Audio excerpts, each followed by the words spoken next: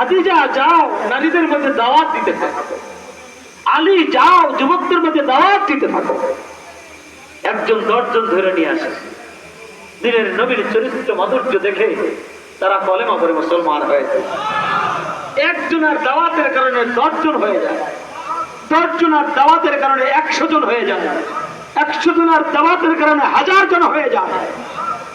রহমাতুল্লিল আলামিনের গোটা জিন্দেগীর দাওয়াতের জিন্দেগীর মাধ্যমে আজকে পৃথিবী মুসলমানের সংখ্যা 800 কোটি। চিৎকার মেরে বলুন সুবহানাল্লাহ। গোটা দুনিয়া আজকে ইসলাম জয় করতেছে।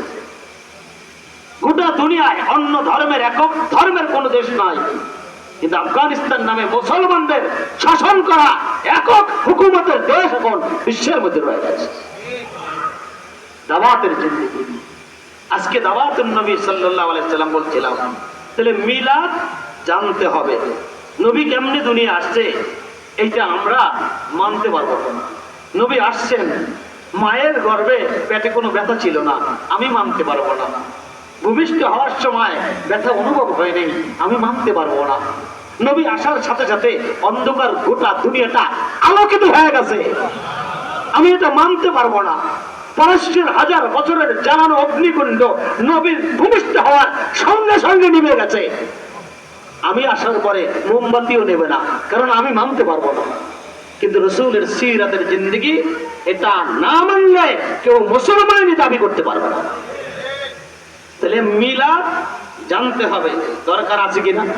আছে। সিরাত মানতে হবে। কি কথা, কি কোনটা বিতর্ক আছে? মিলাদও দরকার, সিরাতও দরকার, আর দাওয়াত দিতে হবে। কি কয়? মিলাদ জানতে হবে, সিরাত মানতে হবে, দাওয়াত দিতে হবে। তাহলে এবার কোনটা দরকার নেই? তো সবই দরকার, ঠেলা ঠেলিয়ে ধাক্কা দেখি কেন? আলহামদুলিল্লাহ, এলে আমরা সবাই ভাই ভাই। এক আল্লাহর সৃষ্টি মোরা শ্রেষ্ঠ মাখলুকাত, হাদিসে কোরআনে ঈমান রাখি এক নবীর উম্মত। সময়ের দাবি ঈমানের দাবি হতে হবে একমত, তাই আরো কাছে এসো ভেদাভেদ ভুলে রেখো ভাই হাতে হাত। আরো কাছে এসো ভেদাভেদ ভুলে রেখো ভাই হাতে হাত। কি কর? এক নবীর উম্মত আমরা, এক আল্লাহ শ্রেষ্ঠ, আর আমরা সৃষ্টি শ্রেষ্ঠ মাখলুকাত। আমরা সবাই একত্রিত হয়ে আল্লাহর দিনকে বিজয় করব। কারা কারা রাজি আছি? আল্লাহু আকবার, আলহামদুলিল্লাহ। কুরআনুল কারীমের এক জায়গা থেকে কিছু অংশ তেলাওয়াত করছি। আপনারা বিরক্ত হইতেছেন? বিরক্ত হয়েন না। আর যদি কেউ বিরক্ত হন, হাত জায়গায় কইেন, হুজুর আমি বিরক্ত হয়েছি, আমি তাইলে শেষ করে দেব।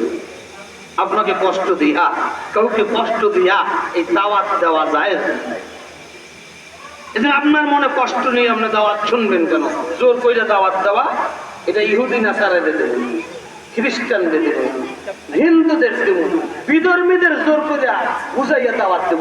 মুসলমানদের যদি জোর করে দাওয়াত দেওয়া লাগে, হ্যাঁ কয় নাম্বার মুসলমান? এটাও তো একটা হিসাব নিকাশ আছে। ঠিক হয়? হাসতে মুসলমানে হয়েছি দাওয়াতের মাধ্যমে, দাওয়াতের কারণেই আমরা ইসলাম পাইছি। দাওয়াতের কারণে ইসলাম পাইছি, হ্যাঁ যদি দাওয়াতের কথা পায়দানি শোনার লাগে, তাহলে হে কয় নাম্বার মুসলমান? হিসাব নিকাশ আছে না?